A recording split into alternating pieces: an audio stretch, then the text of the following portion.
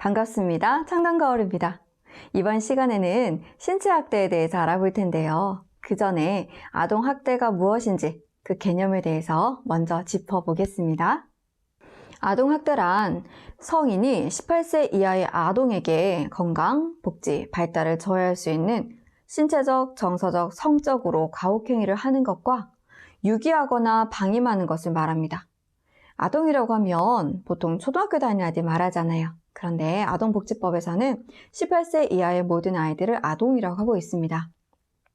아동학대는 4가지 유형으로 구분하고 있는데요. 3가지는 하면 안 되는 것을 하는 것이고 1가지는 해야 되는 것을 하지 않는 거예요. 자, 하면 안 되는 것을 하는 것, 신체학대, 정서학대, 성학대이고요. 해야 되는 것을 하지 않는 것, 이건 바로 방임입니다. 이 중에서 이번 시간에는 신체학대에 대해서 알아보도록 하겠습니다. 신체학대란 우발적인 사고가 아니라 신체적 손상을 입히는 것, 신체적 손상을 입도록 허용하는 모든 행위를 말해요. 따라서 사고와 학대를 구분할 수 있어야 돼요. 그리고 내가 아이를 때리는 건 당연히 신체학대이고요. 누군가에게 너 쟤 가서 때려줘 라고 시키는 것도 신체학대라는 거 꼭 기억해 주셔야 합니다. 그리고 더 중요한 거 꼭 기억해야 될 또 한 가지가 있어요. 바로 생후 36개월 이하의 영유아에게 가해진 체벌은 어떠한 상황이라도 심각한 신체 학대라는 거예요. 모든 아이에게 체벌은 효과적이지 않다고 하죠. 특히나 36개월 이하의 어린 아이들은요, 언어나 인지의 발달이 미숙하기 때문에 체벌을 받는 이 상황 이해가 안 되니까 잘못을 수정할 수도 없고요. 이해가 안 되는 상황에서 두렵기만 하기 때문에 심리적인 상처는 더 클 수밖에 없죠. 그래서 절대로 체벌은 하지 않아야 한다라고 합니다.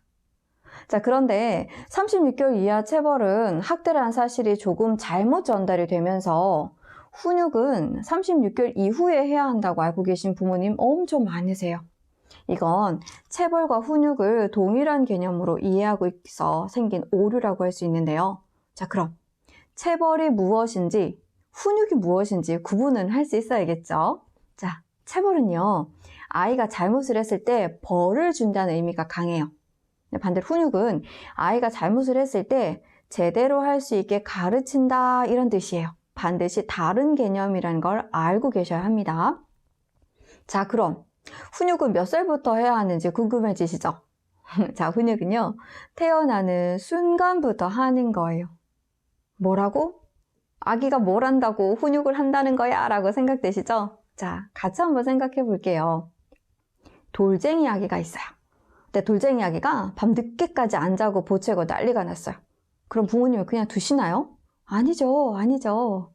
엄마 아빠는요, 아기를 안고 이제 잘 시간이야, 코 자자 라고 이야기하면서 재우기 위한 어떤 행동을 하죠. 자, 또 다른 예로 한 7, 8개월쯤 된 아가가 꼬물꼬물꼬물 기어다니다가 바닥에 떨어진 머리카락을 발견했어요. 근데 이거 보고 절대 지나치는 거 아니죠. 아이들이 머리카락을 콕 찍어서 입에 넣으려고 한단 말이에요.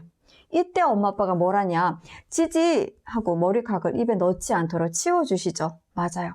이거 모두가 훈육입니다. 훈육 별거 아니죠? 맞아요. 훈육은 아이가 뭔가 했을 때 제대로 할 수 있게 가르치는 모든 행동이 훈육입니다.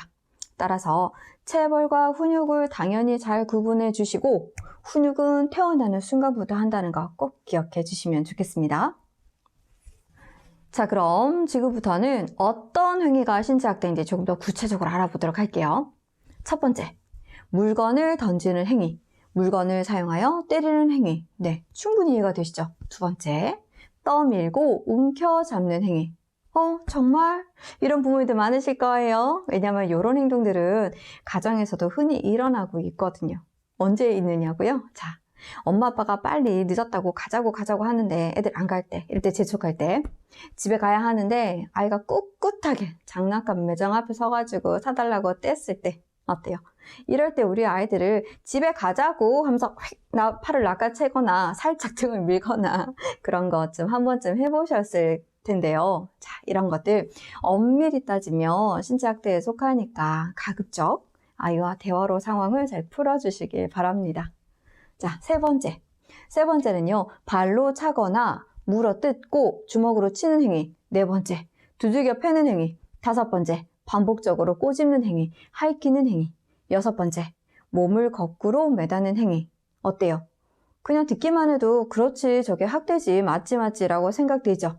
자, 근데 7번째, 요건 좀 생각해 볼게요. 7째는 뺨을 때리는 행위인데요. 어때요? 뺨을 때리는 건 당연히 분명히 잘못된 행동이죠. 다들 알고 계시는데, 그리고 신체학대 분명히 속하긴 하는데, 영화나 드라마 같은 거 보면요, 워낙 이게 뺨을 때리는 행위가 미화되거나 정당화되는 경우가 많이 있어요.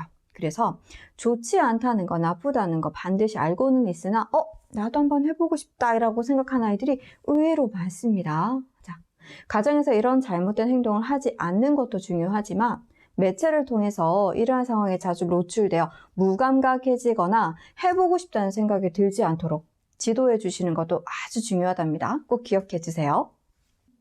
지금까지 신체학대의 행위에 대해서 알아보았는데요. 이번에는 신체학대가 있었는지 없었는지 알아차리는 방법에 대해서 알아보도록 할게요. 어린아이들일수록 자신에게 있었던 일을 정확히 말하기가 어려워서 주변의 어른들이 빠르게 알아차려야지 아이를 도와줄 수 있답니다. 신체학대의 징후 첫 번째는요, 겨드랑이나 허벅지 안쪽 등 다치기 어려운 부분에 있는 상처예요. 가해자들은요, 자신의 범행을 은폐해야 하잖아요. 그래서 옷을 입었을 때 잘 보이지 않는 곳에 학대를 할 가능성이 굉장히 높아요. 그래서 평소에 아이의 몸을 잘 살펴주셔야 돼요. 그렇다고 해서 또 갑자기 아이 옷을 벗겨가지고 살펴본다 하면 아이들이 깜짝 놀라고 싫어하겠죠? 맞아요. 그렇게 인위적으로 하지 마시고 아이들 옷을 갈아입힐 때나 샤워를 할 때 이럴 때 자연스럽게 몸을 좀 살펴봐 주시면 좋겠습니다. 그리고요. 좀 큰 아이들은 자신이 학대를 당한 사실을 숨기기 위해 노력할 때도 있어요. 그래서 평소와 다르게 몸을 과하게 가린다거나 이럴 때도 한 번씩 눈여겨 살펴봐 주시면 좋겠습니다. 두 번째는요, 발생 및 회복에 시간차가 있는 상처예요. 대표적인 상처가 바로 멍이에요. 멍 아시죠? 네. 멍은요, 다 아시는 것처럼 시간이 지나면서 색깔이 달라져요. 그래서 색깔이 다른 멍자국이 몸에 여러 군데 있다. 이거는 여러 번에 걸쳐서 맞은 적이 있구나. 이렇게 생각할 수 있죠. 그래서 학대를 의심해 볼 수 있습니다. 세 번째는요, 사용된 도구의 모양이 그대로 나타나 있는 상처예요. 네 번째, 화상 자국, 물린 자국, 골절 등 이런 것들인데요. 지금까지는 몸에 나타난 상처를 통해서 신체학대 여부를 알아보는 것이었고요. 그 이외에도 정서적인 이상 징후도 있답니다. 자, 가장 흔한 것은 아이들이 특정 어른과의 접촉을 회피하는 거예요. 당연하겠죠. 가해자를 만났는데 너무 무섭고 싫어요. 그럼 피하는 건 너무 당연하겠죠. 자, 또 다른 징후는요, 특정한 장소에 대한 거부감이에요. 화장실에 갇혀있던 아이는요, 화장실 근처에만 가도 자지러지게 우는 거죠. 자, 이런 거예요. 그 외에도 공격적이거나 위축된 정서 표현이 있을 수 있으니까 평소와 무언가 다르다는 느낌이 들면 잘 한 번씩 살펴보셔야겠습니다. 아이들은 반드시 이상 신호를 보이니까 이 신호를 절대로 놓치지 않았으면 좋겠습니다. 이상 신체학대에 대한 이야기였고요. 다음 강의에서는 정서학대에 대해서 알아보겠습니다.